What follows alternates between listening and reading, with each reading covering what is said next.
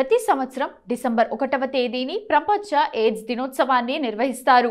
AIDS వ్యాధి పట్ల అవగాహన పెంచడం, ఎయిడ్స్ వ్యాధితో మరణించిన వారిని స్మరించుకోవటం, ఎయిడ్స్ వ్యాధి కారక హెచ్ఐవికి వ్యతిరేకంగా పోరాటం కోసం ఈ రోజును కేటాయించారు. ప్రపంచ ఆరోగ్య సంస్థ మొదటిసారిగా 1988లో ఎయిడ్స్ దినోత్సవం నిర్వహించాలని నిర్ణయించింది. ఎయిడ్స్ అంటే human immuno deficiency virus. HIV ద్వారా ఎయిడ్స్ వస్తుంది. ఈ వైరస్ సోకిన వ్యక్తుల్లో రోగనిరోధక శక్తి క్షీణిస్తుంది. రోగనిరోధక శక్తి క్షీణించడం అంటే మనకి అనారోగ్యాన్ని కలిగించే అంటువ్యాధులతో పోరాడే శక్తిని మన శరీరం కోల్పోతుంది. ముఖ్యంగా CD4 అనే రోగనిరోధక కణాలను ఈ వైరస్ చంపేస్తుంది. దీనివల్ల వివిధ వ్యాధులు సోకి మరణం సంభవించే అవకాశం ఉంటుంది.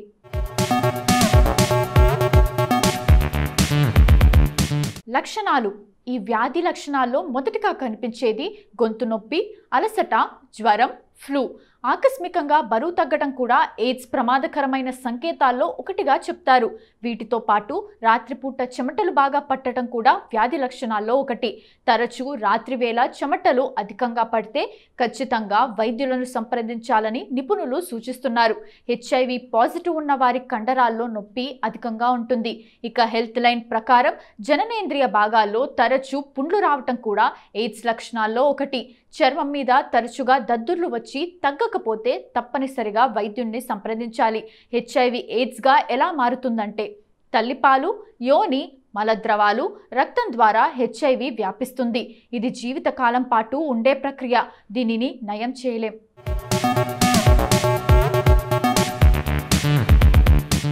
కానీ సరైన చికిత్స, నిర్వహణతో హెచ్ఐవి సోకిన వ్యక్తి చాలా సంవత్సరాలు బతికే అవకాశం అయితే ఉంది. 15 నుండి 48 వయస్సు వారే అధికం. మన దేశంలో హెచ్ఐవి ఎయిడ్స్ వ్యాధి బారిన పడుతున్న వారిలో ఎక్కువగా 15 నుంచి 48 సంవత్సరాల వయసులోపు వారే ఉండటం ప్రధానంగా ఆందోళన కలిగించే అంశం. ముఖ్యంగా ప్రతి 100 మంది గర్భిణుల్లో ఒకరికి హెచ్ఐవి లక్షణాలు ఉన్నట్టు వైద్య పరీక్షలు ధృవీకరిస్తున్నాయి. అలాగే ఇటీవల కాలంలో ఈ వ్యాధి బారిన పడుతున్న వారిలో 14 నుండి 24 సంవత్సరాల యువతి యువకులు ఉన్నారని వెల్లడైంది. ఇందుకు ప్రధాన కారణం విచ్చలవిడి శృంగారమేనని తేలింది. లెక్కల్లో హెచ్ఐవి బాధితులు 2021 చివరి నాటికి ప్రపంచవ్యాప్తంగా 38.4 మిలియన్ల మంది హెచ్ఐవి పాజిటివ్ వ్యక్తులు ఉన్నట్టు సమాచారం. వారిలో 25.6 మిలియన్ల మంది ఆఫ్రికన్ రీజియన్లో నివసిస్తున్నారట.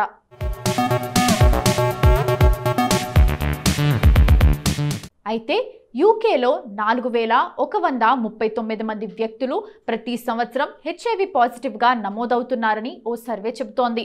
వారిలో చాలా మందికి వ్యాధి లక్షణాలతో పాటు పక్షవాతం ఉండటం సర్వసాధారణంగా మారిపోతున్నట్టు తెలిపింది. డిసెంబర్ 1 ప్రపంచ ఎయిడ్స్ దినోత్సవం. ఎయిడ్స్ మహమ్మారిపై అవగాహన పెంచడానికి ప్రపంచ ఎయిడ్స్ దినోత్సవాన్ని డిసెంబర్ 1, 1988 నుండి జరుపుకుంటున్నారు. ఎయిడ్స్ అంటే ఏమిటి మరియు అది ఎలా వ్యాపిస్తుందో ప్రజలకు ఇప్పుడు తెలుసు. అంతకుముందు ప్రజలు ఎయిడ్స్ రోగులను తాకడానికి భయపడుతుండేవారు. సమాజంలో వారిని వెలేసిన వారిగా వారు వింతగా కనిపిస్తారు. ప్రపంచ ఆరోగ్య సంస్థ ఎయిడ్స్ గురించి అవగాహన పెంచుకోవటం ప్రారంభించిన తర్వాత ఎయిడ్స్ రోగులు సాధారణ ప్రజల్లా జీవించగలుగుతున్నారు. వారిని ముట్టుకోవటం ద్వారా, వారితో మాట్లాడటం వల్ల ఎయిడ్స్ వ్యాపించదని ప్రజలకు తెలుసు.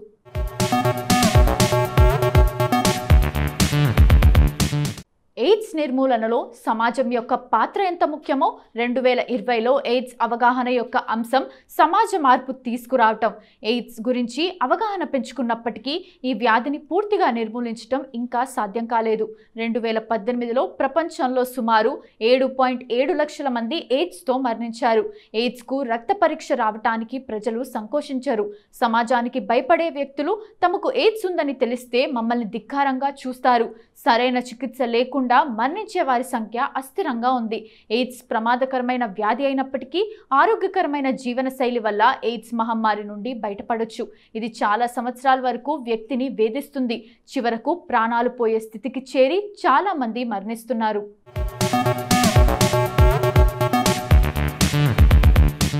ఎయిడ్స్ గురించి కొన్ని అపోహలు ఇక్కడున్నాయి. అపోహ 1. భాగస్వాములిద్దరూ ఎయిడ్స్ బారిన పడినట్లయితే అనుసరించాల్సిన భద్రత లేదు.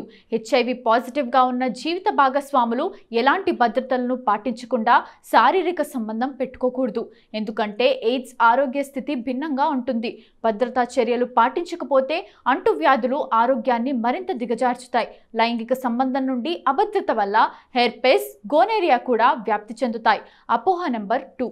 హెచ్ఐవి ప్రతికూలంగా ఉన్న వ్యక్తి హెచ్ఐవి పాజిటివ్ ఉన్న వ్యక్తితో లైంగిక చర్య చేయకూడదు.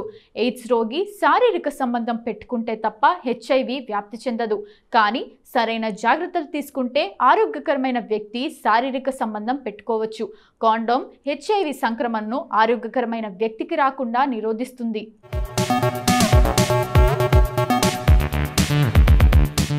ఇప్పటి వరకు ప్రపంచ ఎయిడ్స్ దినోత్సవం గురించి మనకు తెలియని కొన్ని ఆసక్తికరమైన నిజాలు తెలుసుకున్నాం కదా.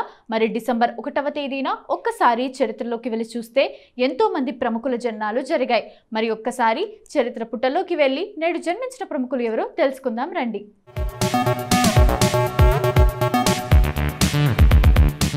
ఉదిత్ నారాయణ్ జన్మతః నేపాల్ దేశానికి చెందిన ఒక నేపథ్య గాయకుడు. 2016లో భారత ప్రభుత్వం ఈయనకు పద్మభూషణ్ పురస్కారాన్ని ప్రకటించింది. పలు భారతీయ భాషలతో పాటు ఈయన తెలుగులో కూడా కొన్ని ప్రజాదరణ పొందిన సినీ గీతాలు ఆలపించాడు. ఉదిత్ నారాయణ్ 1955 డిసెంబర్ 1న బర్దా సప్తారి నేపాల్లో జన్మించారు. రేడియో నేపాల్లో స్టాఫ్ ఆర్టిస్ట్గా 7 ఏళ్లు పనిచేశాడు ఉదిత్. అతని ప్రతిభకు మెచ్చి అక్కడి భారతీయ ఎంబసీ అధికారులు భారతీయ విద్యాభవన్లో శాస్త్రీయ సంగీతం నేర్చుకునేందుకు స్కాలర్షిప్ ఇచ్చి మరీ ఆహ్వానించారు. 1920 చిత్రంతో వెండితెరకు ఉదిత్ పరిచయమయ్యాడు. 1988లో వచ్చిన కయామత్ సే కయామత్ తక్ ఉదిత్ దశను మార్చేసింది.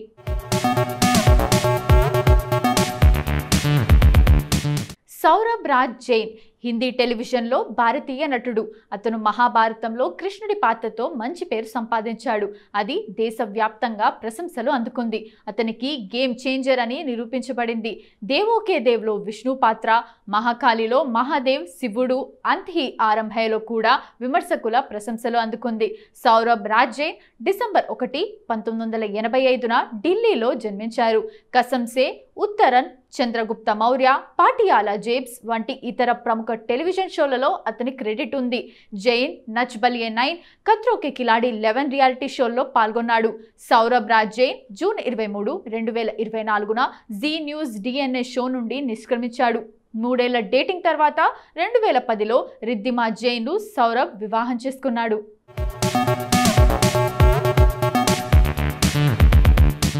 శివమణి లేదా డ్రమ్స్ శివమణి భారతదేశానికి చెందిన డ్రమ్స్ కళాకారుడు, సంగీత దర్శకుడు ఏఆర్ రెహమాన్కు చిరకాల మిత్రుడు. అతని బృందంలో సభ్యుడు కూడా. 2019లో ఆయనకు భారత ప్రభుత్వం పద్మశ్రీ పురస్కారం ప్రదానం చేసింది. శివమణి 2024 జనవరి 20న హైదరాబాద్లో యునైటెడ్ టెక్నాలజికల్ రీసెర్చ్ యూనివర్సిటీ నుండి గౌరవ డాక్టరేట్ అందుకున్నాడు. శివమణి డిసెంబర్ 1, 1959న మద్రాసులో జన్మించాడు. 7 ఏళ్ల వయసు నుంచే డ్రమ్స్ వాయించడం ప్రారంభించాడు. 11 ఏళ్లకే సంగీత వృత్తిలో ప్రవేశించాడు. తర్వాత ముంబై వెళ్ళాడు. నోయల్ గ్రాంట్, బిల్లీ కోబామ్ నుంచి స్ఫూర్తి పొందాడు. MS విశ్వనాథన్, ఇళయరాజా, ఏఆర్ రెహమాన్ లాంటి సంగీత దర్శకులతో కలిసి పనిచేశాడు. SP బాలసుబ్రహ్మణ్యంను తన గాడ్ ఫాదర్గా చెప్పుకుంటూ ఉంటాడు.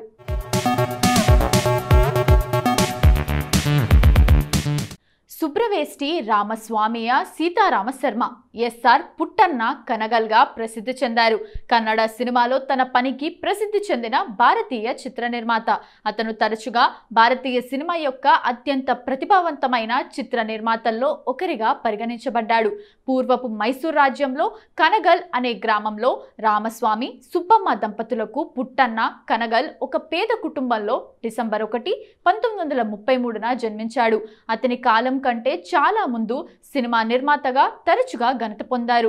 అతని మొదట దర్శకత్వ వెంచర్ 1964 మలయాళ చిత్రం స్కూల్ మాస్టర్. అదే పేరుతో అతని గురువు BR పంతులు యొక్క కన్నడ క్లాసిక్ కి రీమేక్. అతను త్రివేణి రచించిన కన్నడ నవల బెక్కిన కన్ను ఆధారంగా మరో మలయాళ చిత్రం పూచక్కన్ని దర్శకత్వం వహించాడు.